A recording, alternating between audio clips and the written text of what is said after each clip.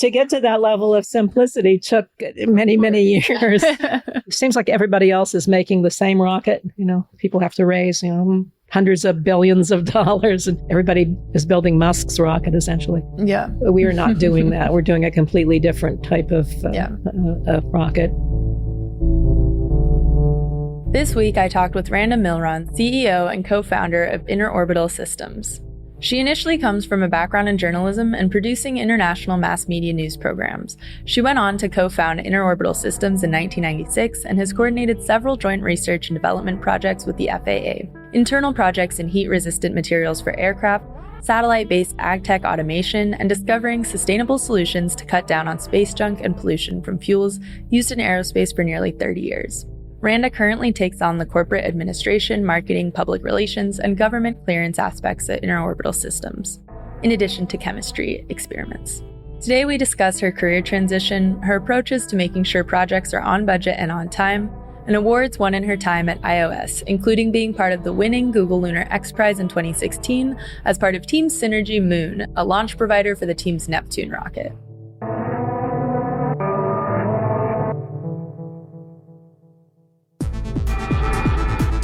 We live in a time where design and technology touch every aspect of our lives. But where did it all come from? Who designed it? How is it built and brought to market? What will it look like in a year, 2 years, 100 years? From the phones and smartwatches that help us in our day-to-day to the cutting-edge spaceships and 3D printers that are leading us into the future, modern design is constantly shaping the way we work, communicate, problem solve, and play. And every new design, big or small, starts with an idea and a bill of materials. I'm Magenta Strongheart, and this is The Bomb, where we talk to leading innovators in the tech world and celebrate the transformational power of design.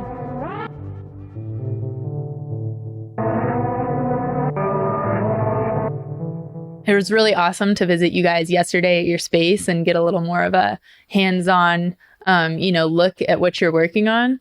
But what I really took away from the experience is how you guys are making, being able to work in space and send things to space much more accessible. And it seems like that's a big part of Interorbital's mission. Yeah. And I guess, that was a requirement, for us to be able to afford to make the types of things that we are making, which are extravagantly expensive in general. We looked at doing this when we first started. How can we do this with no budget? Basically. And that's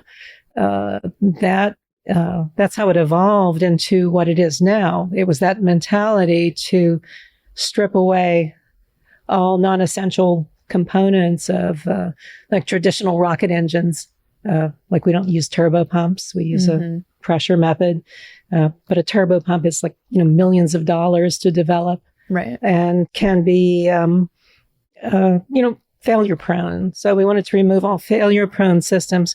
My husband, Rod, who's the CTO and co-founder of Interorbital, was always in aerospace. He was an aerospace engineer for many years at Grumman in New York and in General Dynamics here in California. But we, through our music connections, met some people who were working with the Pacific Rocket Society and said, you have to come out to the desert and see the stuff. Well, we had always loved, the Apollo program and everything to do with space. And, thought, science, man, that's the highest form of romance, right? So we got involved with the Pacific Rocket Society. We just decided one day, okay, we're going to do this thing. I remember making our first engine and firing the first liquid oxygen and methanol engine. And what a thrill that was. Yeah. And I remember saying to Rod, so what would happen if we just kept this up and take over the industry like within a decade or so, some wild fantasy, right? Yeah. But it does seem that might happen because we've developed a rocket that is the world's least expensive. And it'll basically tear the bottom out of the price structure of current launch. Yeah. Yeah, that's going to be so incredible. And you guys are shooting, and you can tell me, of course, if any of this is off limits, we can edit it out. But you guys are shooting for a 2024 launch, right? Yeah, at this point, I'd say that's the best realistic figure, unless something drastically changes and somebody drops off a a ton of money at our front door. We'd thought possibly the end of this year, but I think more realistically 2024. But we make the rockets, and we also make satellites. And we've been funding ourselves or bootstrapping by selling the satellite kits. So we have CubeSats, little tiny, kind of Kleenex size box items, and TubeSats and CubeSats. And TubeSats are our form factor or our invention. But we sell those to basically everybody. We have them in 25 countries at least. Wow. We have nearly 200 customers. They vary from mostly academic through NASA and large corporations, advertising projects, all sorts of fantastic uses. What's the most interesting thing you've seen that someone wants to put in the satellite? Probably the group of 11-year-olds who sent up their TubeSat, which was our first piece of space hardware, went up on a Japanese rocket. And just the fact that it was like 11-year-olds who did that, and they sent out a message of peace, right? said hi to the world. And this is so fantastic that so might not have been the most technically challenging, but to start that at 11, I would have killed for that. That chance. I can make a satellite and actually send it to orbit. Totally. The ideas that can open up for a kid. So we felt that was empowering, not only for them but for us as well. It was exciting. Absolutely. There are all sorts of projects. People have sent up a test launch of John Frusciante's an album release from the Red Hot Chili Peppers, and that with that space, kind of space branding that whole project had. Won at Cannes many prizes in the advertising world. That was in 2014, but that was pretty fantastic, and it was quoted in Rolling Stone, and nice. all sorts of cool things. That's bringing all your worlds together too in a fun way. And it certainly did. Yeah, that was pretty wild. So and most of those things are on our website or YouTube of the those launches. So we've achieved a lot with again what would be considered no budget in the general industry, and maybe that's coming out of the whole ethos of the no budget filmmaker in all of us. But you do it anyway. Spirit. You just forge ahead. You move ahead, and you do whatever is required to make it happen. Yeah, totally. So, and in many cases, that meant to innovate or find some way to work within a capital constrained environment. Building your own machines, which we saw a lot of yesterday, which is really interesting. If we can't afford to buy it, we make it. Yeah, y'all are working on a pick and place right now. That was fun to discuss. Yeah, and we got to see some other interesting, when we were talking about our heat press here, you guys have experimented in that realm as well. And then also in what you were saying about being able to utilize off-the-shelf parts, which I think is something a lot of our, Hackaday community members can really relate to, because like you said, as soon as you add aerospace to it, the price tag goes up a few zeros, right? Follow with that. It's actually true. And I think to have the, maybe it's the bravery, I don't know, to actually take components from other industries and use them in an aerospace application. Yeah. That it's up to you to judge whether that's going to work or whether it's going to be strong enough. And again, that a big rocket challenge is it strong enough and is it light enough? There's that delicate balance. But we found that we can, in addition to making all the major components ourselves, like all the engines, all the guidance system, rocket tankage, everything along those lines. So, that's essential. But there are the small things that you can buy and you can use, different types of valves and off-the-shelf components. That helps, keep the overall costs down. And again, that was that whole COTS movement, commercial off-the-shelf components. that could be adapted.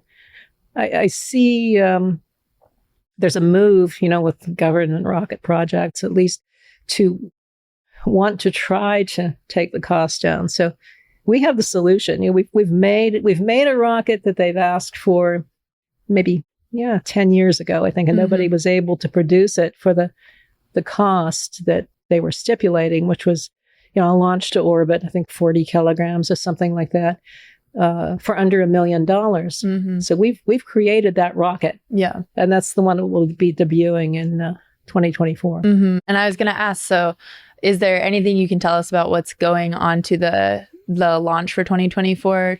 We have about 200 different payloads to choose from, and it depends on who's ready. Because we'll be able to launch multiple satellites on each of these rockets, and they're tiny satellites, so somewhere between 30 and 150, depending on which version of the rocket we use. It can be launched in a timed sequence, and I would estimate probably on the first launch somewhere around 50 is what I would think. That's gonna be so awesome. It's going to be cool. It's going to be a crowded launch day, right?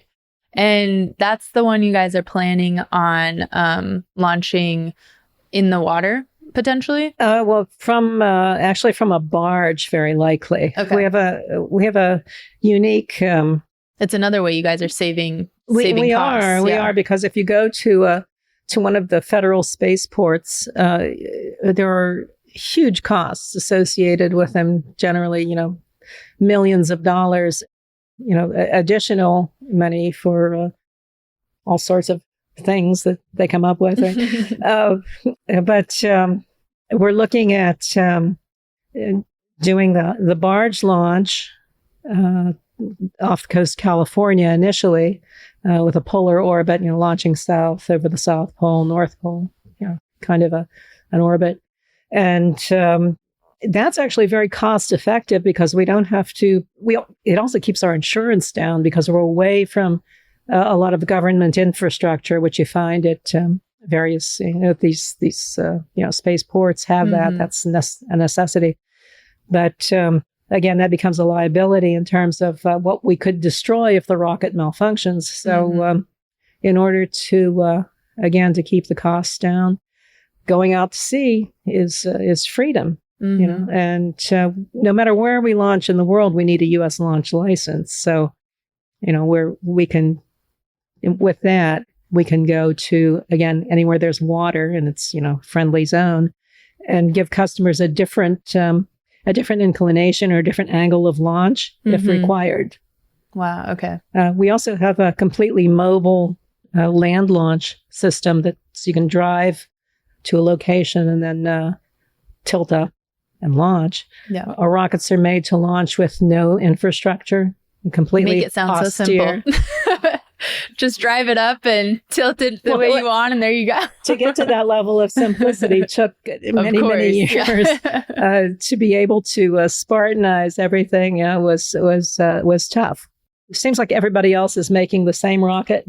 People have to raise hundreds of billions of dollars, and then everybody is building Musk's rocket, essentially. Yeah. We are not doing that. We're doing a completely different type of rocket, inspired a lot by Lutz Kaiser's work at Otrog, a German who had the first commercial launch company in the world, Otrog. Okay, wow. And he was working with us for a while when he found out the types of propellants we were using and what we were up to. So we had the luxury of having Lutz work with us. It was great. Yeah. But and again, we do stand on the shoulders of giants like those people, Werner von Braun, Lutz Kaiser. It's thrilling work. It's work that has meaning. It'll open up space access for people who couldn't even think about doing on-orbit research.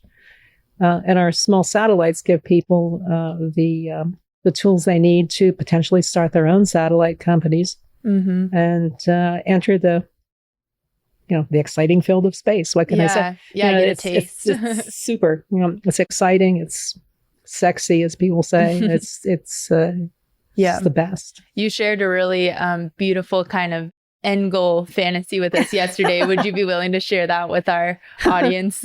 Yeah. My goal is to be able to have a nice espresso there, sitting at my moon base and watching the Earth rise. So that is actually the main goal of Interorbital, is to set up a transportation system between Earth and Moon that will enable a lunar base for both research and tourism. So that is it's required, and it's the logical place for a space station. When you always have to.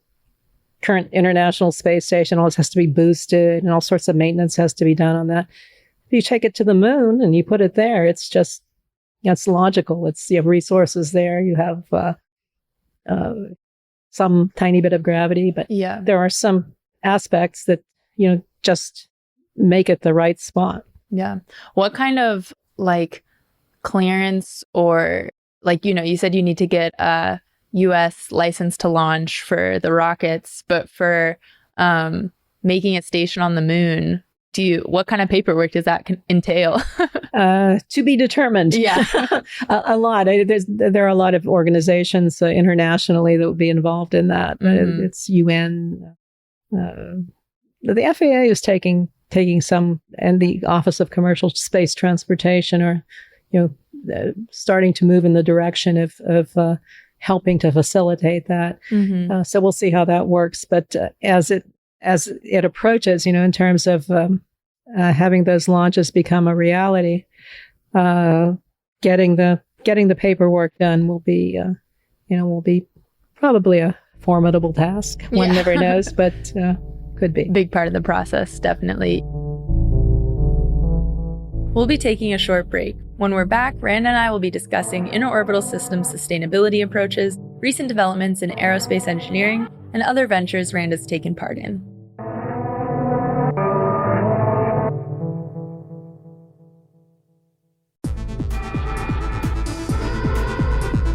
Welcome back to The Bomb. I'm Magenta Strongheart.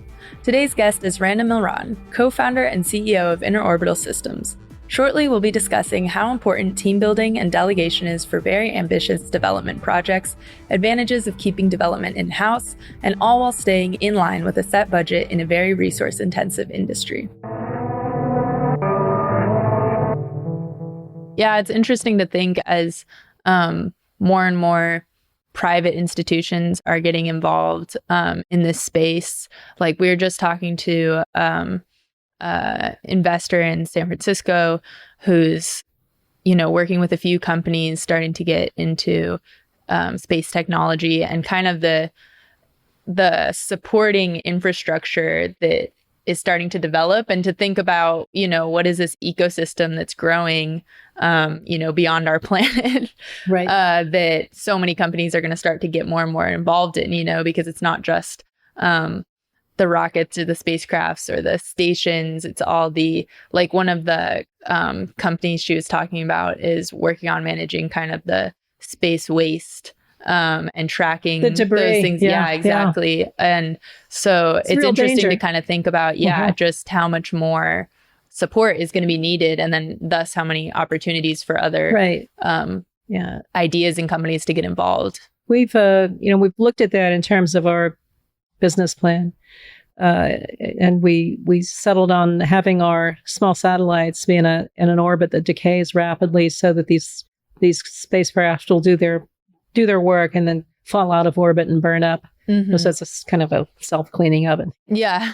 But we don't like space debris either, because we intend to go, beyond low Earth orbit, and you don't want a giant barrier there, right? Right. So these are things that, there are a lot of suggestions now in play that you should have a deorbiting capability on satellites that are going to be up for a certain amount of years. And after you exceed that limit, you have to be able to bring them back and not just leave the trash there, essentially. But because our goals are beyond LEO, or low Earth orbit, and I guess in the near future, lunar, eventually other locations like cloud cities of Venus, that sort of stuff. But there are many places in the solar system that we would like to go, or at least, begin to make that railroad essentially, to the various points, those destinations.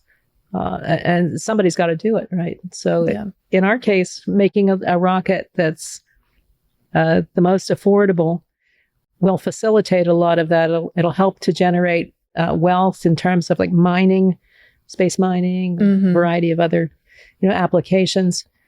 But right now, the missing component is to find a rocket that is affordable enough to help those business cases along.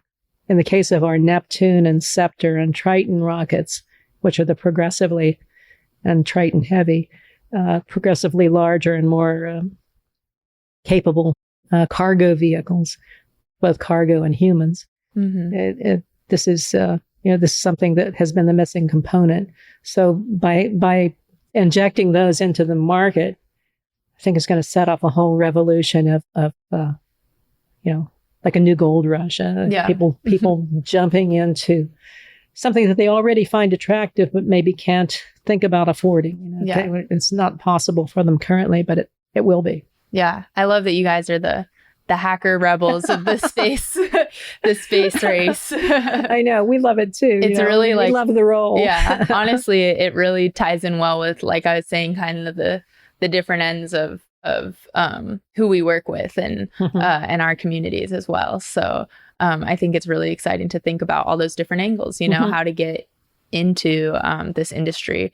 And what we saw also a lot of yesterday was just how lean of a team you guys run and operate. And a big part of that, we were discussing, similar to, we have a pretty small team here. Everyone kind of has to be a utility player. And I'd love to hear you kind of talk through how so much of your previous, careers and range of work that you did before starting this company has, supported what you guys are working on now. From, you're wearing, I think, a lot of hats, business development, marketing, but also chemist and working on these, chemical composites and all of that. So would love to have you illustrate that a little bit for us. Yeah, I guess it comes out of maybe out of working in television and having a small team that does the essential work and then gets the product out. You rely on everybody to be able to do everything, essentially, interchangeable components to that team, and that works. For us, keeping it lean was a conscious choice, because we've seen other companies come and go. I mean, we're based at the Mojave Air and Spaceport, and we've seen countless space companies come through and fail and go bankrupt, disappear, run away with the money, whatever. But that is, that we didn't want that fate. We wanted to make sure that we were doing something that was sustainable and, and would produce the required tools to do space transportation on a budget. So it was again, a conscious choice. And I think of an experience I had, and it's kind of weird, but it was, we were in a mall near San Francisco. I think it was called the Saramonte. I know the Saramonte Mall, okay. Yeah, very well. And in the corner were three guys at a little card table that they had set up in the hallway, like they had just hijacked the space. And they had their computers sitting on it. And one of them was Steve Jobs. No way. And Steve Wozniak and another person, I don't know, but wow. They were selling their computers. And did you know them at the time? Yeah, you recognized them? We knew that they were who they were in terms of they were making these first personal computers, which were far beyond our capability to purchase at the time, because they were at that time computers were incredibly expensive, not affordable, but totally unique and totally desirable. But I saw that, we talked with them for quite a while, and I saw that small team that they were, and what they became, right? No secret there. But that, and I always use Steve's quote that, that small A+ team is going to run circles around a large B or C team. And that's what we've got it. We've distilled that down to quality over quantity. Right. And that I think has kept us alive over the, more than 2 decades that we've been working. And we've done all the requisite R&D that we need to do to make this happen over that length of time.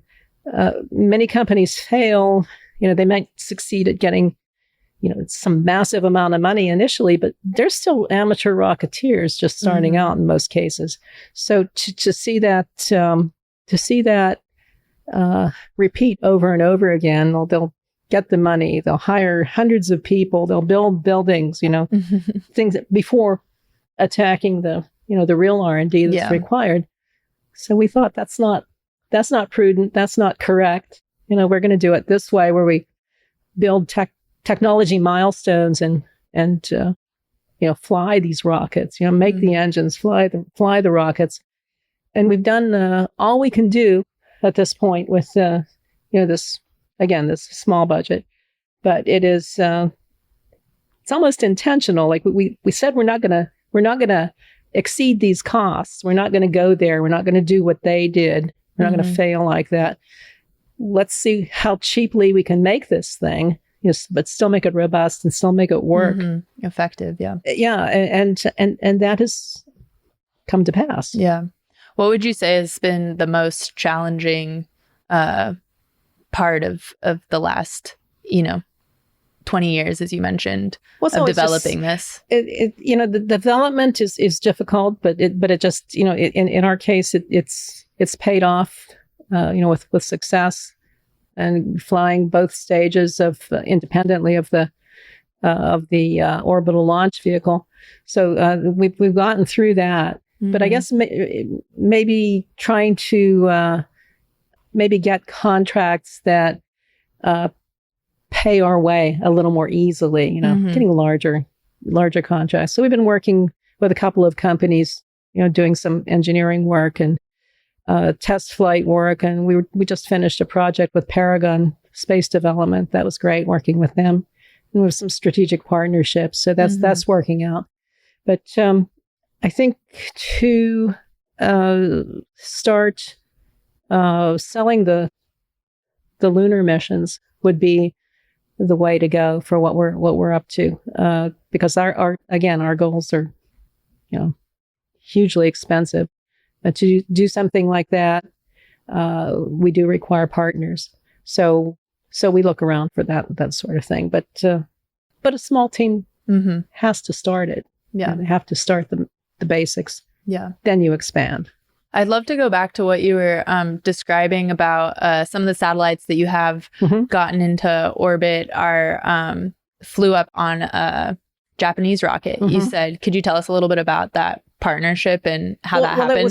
That actually went through, it was a Brazilian elementary school.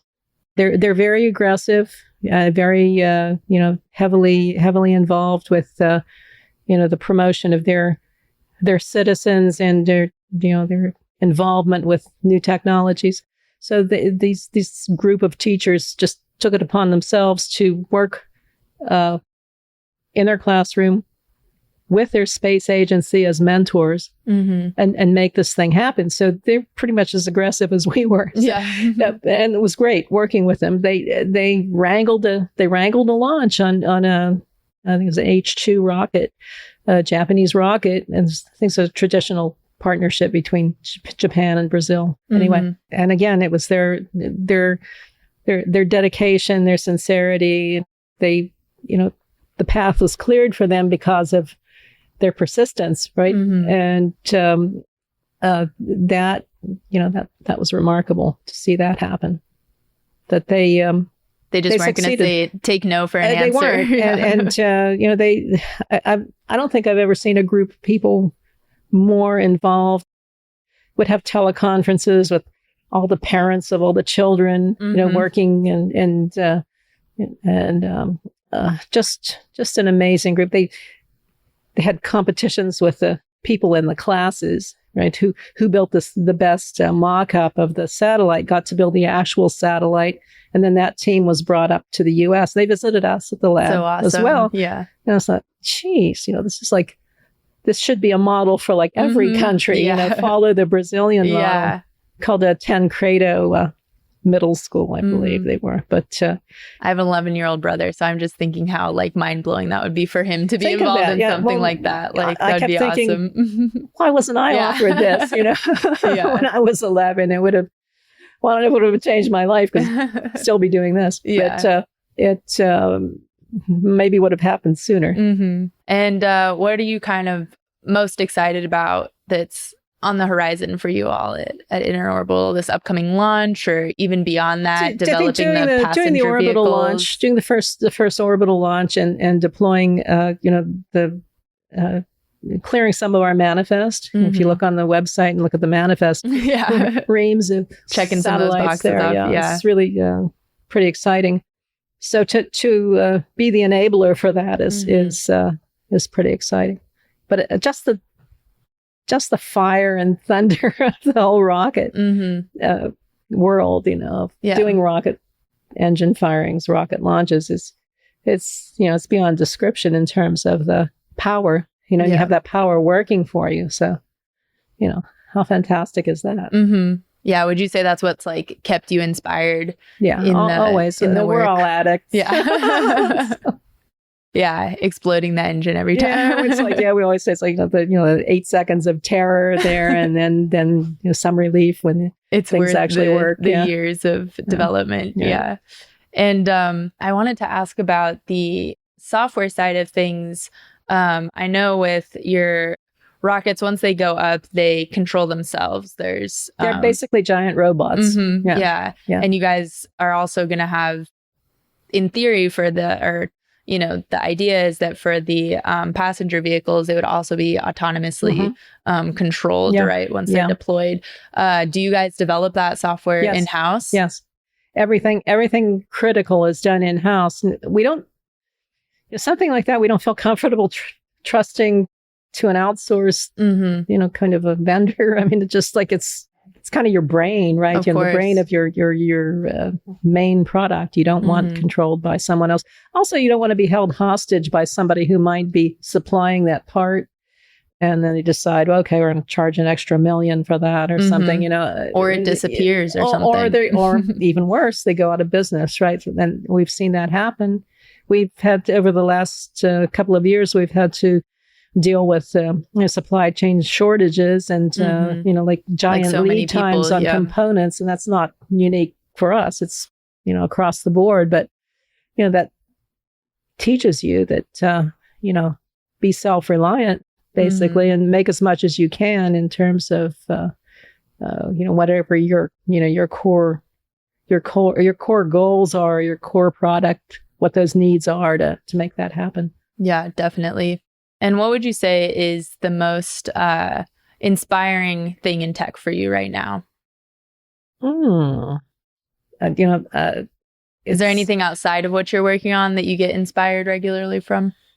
Well, I like CRISPR. Okay. I like biotech, and that's something that our company will have I saw a division for that. Yes, that you guys were interested in plant-based food production and some other. I got a giant set of recipes already developed right for that, and also so the whole line of food and a whole line of space-based agriculture that we're working with some people on that. That's really interesting. But it's needed. You already have spin-off companies ready for the future.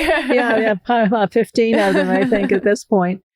And that's just speaking of spin-off companies. We do also have a 501c3, which is Translunar Research, and that's dedicated for moon base and actually exploration and colonization of all the moons in the solar system. Wow. So, just an aside. Yeah, just a little side project. because it's going to be so incredibly expensive to make these projects happen, and we want them to be revenue generating as well. Like mining and other to be able to support the continued research and development. But they should. Yeah. And that's how we've run Interorbital. And, it is a company that generates money, and that differentiates us in a way, because not all the companies who have maybe, say, brought in all the VC funds and that sort of stuff have the ability to generate anything. Yeah. So, who knows? So maybe our little, modest model will actually work better. I mean, I'm excited to follow along your journey, and so excited that we've gotten introduced to you all. And okay, we just have a couple questions left here. What is one thing outside of technology that's inspiring you? I kind of like the level that all of that the internet has reached, and it allows us, to be on a level playing field with any media source or generator out there. Yeah. So we can, whether it's like, NBC or whatever. And coming from a newscasting background, like we can enter the stream, as it were, and have our ideas come across just with the same ability as those folks. So I like that. It's an exciting time in terms of that. No, that's a great way to frame it. And last but not least, we always ask our guests, what is on your personal bill of materials? I guess the moon base. The moon base. Yeah. I'll order that. One moon base to go, please. There you go. Okay. Love that. That's a unique answer. We haven't heard that yet. So I almost want to make a t-shirt with that one. Awesome. Well, thank you so much, Randa. It was really amazing to hear about your background and how you're incorporating it into this incredible work that Interorbital is doing, and really excited, as I mentioned, to follow along your journey and hopefully have Design Lab involved in some small part. So looking forward to it.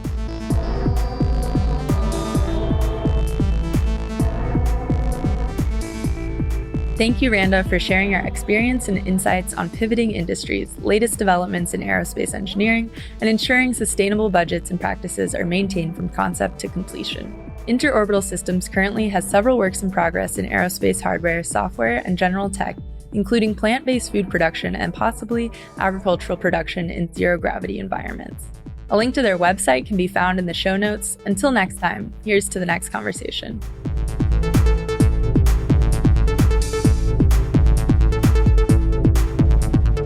If you like The Bomb, don't forget to subscribe, rate, and share the show wherever you get your podcasts. You can follow Supplyframe and Hackaday on Instagram, Twitter, LinkedIn, YouTube, and Design Lab at Supplyframe Design Lab on Instagram and Twitter. The Bomb is a Supplyframe podcast produced by me, Magenta Strongheart, and Ryan Tillotson, written by Maggie Bowles and edited by Daniel Ferreira. Theme music is by Anna Hogbin, show art by Thomas Schneider, special thanks to Giovanni Salinas, Bruce Dominguez, Thomas Woodward, Jin Kumar, Jordan Clark, the entire Supplyframe team, and you, our wonderful listeners. I'm your host, Magenta Strongheart. See you next week.